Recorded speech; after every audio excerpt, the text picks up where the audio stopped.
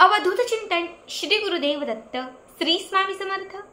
नमस्कार, तुम्हा सर्वांचं आपल्या स्वामी शक्ती या चॅनलमध्ये मनापासून स्वागत आहे। स्वामी तुम्हा सर्वांच्या सर्व चांगल्या इच्छा पूर्ण करो एवढीच स्वामींच्या चरणी प्रार्थना करते आणि आपल्या आजच्या या नवीन आणि सुंदर व्हिडिओला पुन्हा एकदा नव्याने सुरुवात करते। मग तर बघाच, गुरुवार खरं तर गुरुवार म्हटलं की सगळ्या स्वामी भक्तांच्या आवडीचा दिवस, कारण हा आहे आपल्या गुरूंचा दिवस। बघा, गुरुवारचा दिवस हा श्री स्वामी समर्थ महाराजांसाठी समर्पित आहे। गुरुवारचा दिवस हा दत्त महाराजांसाठी समर्पित आहे। तसंच गुरुवारचा दिवस हा भगवान श्री विष्णूसाठीही समर्पित आहे। त्यामुळे याच गुरुवारच्या दिवशी आपण माता लक्ष्मीचं व्रत करत असतो। आजच्या व्हिडिओमध्ये मी तुम्हाला याच गुरुवारी करावायचा एक अत्यंत प्रभावी उपाय सांगणार आहे। रात्री झोपताना तुम्हाला गुरुचरित्रातील ही एक ओवी म्हणायची आहे। ही एक ओवी गुरुवारच्या दिवशी रात्री झोपताना तुम्ही 7 वेळा म्हटली तर तुमच्या इच्छित मनोकामना पूर्ण होऊ लागतील। तुमच्या आयुष्यामध्ये तुम्हाला जे काही हवं आहे ते मिळेल। सगळ्यांनाच माहिती असेल की गुरुचरित्र हे पारायण सर्वात पवित्र आणि सर्वात महत्त्वाचं, सर्वात मोठं पारायण मानलं जातं। खूप नशीबवान लोक असतात की ज्यांच्याकडनं हे पारायण घडलं जातं। बऱ्याच वेळा आपण ठरवतो की मी उद्यापासून पारायण करते, मी अगदी या 15 दिवसात पारायण करते, पण होत नाही। नशीब लागतात आणि जेव्हा नशीब असतात तेव्हाच हे पारायण आपल्याकडनं घडून जातं। या पारायणातील किंवा या गुरुचरित्रातील प्रत्येक ओवी, प्रत्येक अध्याय हा विशेष महत्त्वाचा असतो। आता प्रत्येक अध्यायाचं जे वैशिष्ट्य आहे ते देखील वेगळं असतं। लग्नासाठी आपण वेगळे अध्याय वाचत असतो, इच्छापूर्तीसाठी आपण वेगळे अध्याय वाचत असतो।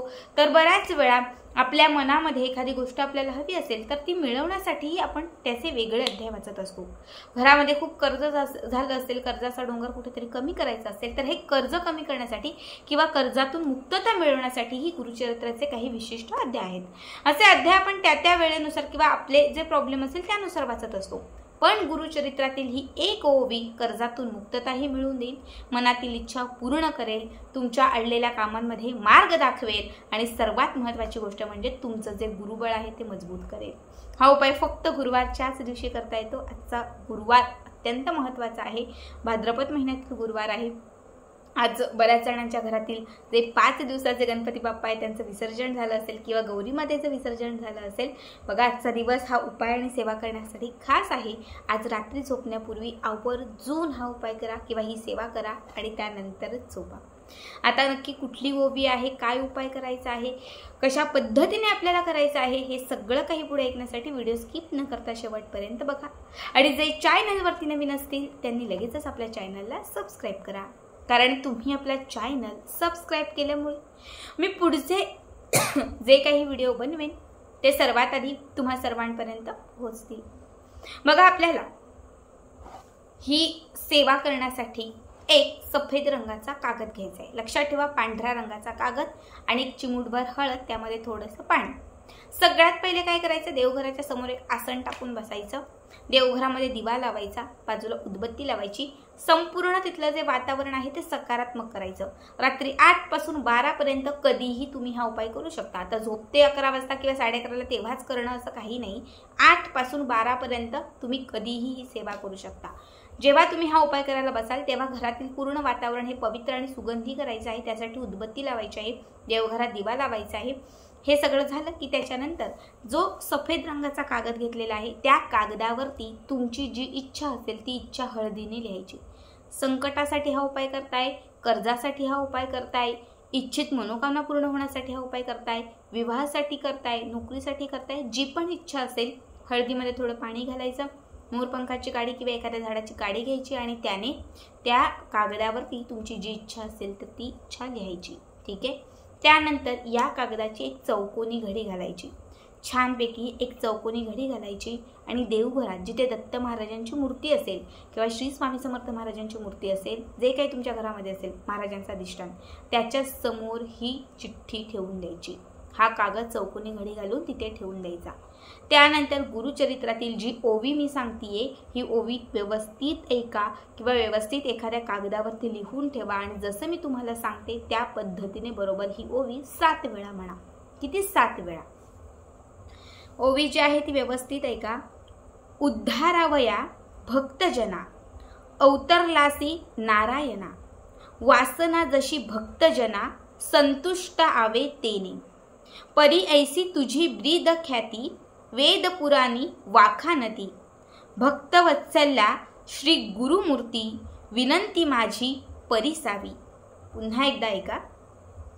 उद्धारवया भक्तजना, अवतरलासी नारायणा, वासना जशी भक्तजना, संतुष्ट आवे तेने, परी ऐसी तुझी ब्रीद ख्याती, वेद पुराणी वाखानती, भक्तवत्सल्या श्री गुरुमूर्ती, विनंती माझी परिसावी. ठीक आहे. हा गुरुचरित्रातील म्हणजे ही गुरुचरित्रातील ओवी 7 वेळा म्हणायची, मोजून 7 वेळा. 7 वेळा म्हटल्यानंतर हा जो कागद ज्यावरती तुम्ही इच्छा लिहिलेली आहे महाराजांच्या किंवा दत्त महाराजांच्या चरणी तुम्ही हा जो कागद अर्पण केलेला आहे तो महाराजांची मूर्ती असेल तर ती उचलायची आणि महाराजांच्या मूर्तीच्या खाली तो कागद ठेवायचा. दत्त महाराजांची मूर्ती असेल तर दत्त महाराजांच्या मूर्तीखाली तो कागद ठेवायचा आणि त्यावरती ती मूर्ती ठेवून द्यायची. ठीक आहे. त्यानंतर रात्री झोपी जायचं. दुसऱ्या दिवशी उठल्यात म्हणजे उद्याच्या दिवशी शुक्रवारी उठल्यात, स्वच्छ सुंदर स्नान दिवाबत्ती नित्यसेवा सगळं झालं की तो कागद हळूच तिथून काढायचा. मूर्ती उचलायची, कागद काढायचा आणि एक छोटीशी डबी घ्यायची. कुठलीही घ्या, काचेची घ्या, प्लास्टिकची घ्या, पितळेची घ्या, स्टीलची घ्या, छोटीशी एक डबी घ्यायची. त्या डबीमध्ये हा कागद ठेवायचा आणि त्या डबीचं झाकण लावायचं आणि देवघरातच ही डबी ठेवून द्यायची. तोपर्यंत तुम्हाला ही डबी देवघरात ठेवायची आहे जोपर्यंत तुमची इच्छा पूर्ण होत नाहीये, जोपर्यंत तुमच्या मनासारखं घडत नाहीये. ही ओवी देखील तुम्ही दररोज रात्री किंवा सकाळी नित्यसेवेच्या सोबत किंवा रात्री जसं तुम्हाला वेळ मिळेल त्यानुसार तुम्ही दररोज ही जी ओवी आहे ती 7 वेळा म्हणू शकता. तोपर्यंत लक्षात ठेवा, जोपर्यंत तुमची इच्छा पूर्ण होत नाहीये, त्या चिठ्ठीत लिहिलेलं जे काही असेल ते तुम्हाला मिळत नाहीये, तोपर्यंत कंटिन्यू तुम्हाला हा कागद देवघरात ठेवायचा आहे. दुसऱ्या दिवशी, 5व्या दिवशी, 11व्या दिवशी किंवा 21व्या दिवशी ज्या दिवशी तुमची इच्छा पूर्ण होईल, ज्या दिवशी दत्त महाराज किंवा श्री स्वामी समर्थ महाराज तुमची इच्छा पूर्ण करतील, जे तुम्ही त्या चिठ्ठीत लिहिलं होतं ते तुम्हाला मिळेल. तुमच्या आयुष्यात संकट आलं असेल ते टळेल, जे काही असेल तर त्या क्षणात काय करायचं, तो कागद त्या डबीतून काढायचा आणि त्याच्यावरती 2 ते 4 कापराच्या वड्या ठेवायच्या आणि कागद जो आहे तो आपल्याच घरामध्ये जाळायचा. बघा, अत्यंत प्रभावी उपाय आहे. गुरुवारचा हा खास उपाय आहे. इच्छापूर्तीसाठी, महाराजांना प्रसन्न करण्यासाठी विशेष उपाय आहे. आवर्जून करा आणि आजचा हा व्हिडिओ कसा वाटला नक्कीच कमेंट करा. असेच पुढचे व्हिडिओ पाहण्यासाठी आपल्या चॅनलला सबस्क्राईब करा. भेटूयात पुन्हा एकदा अशाच एका नवीन सुंदर आणि छान व्हिडिओमध्ये. तोपर्यंत सर्वांनाच धन्यवाद. श्री स्वामी समर्थ. जय जय स्वामी समर्थ.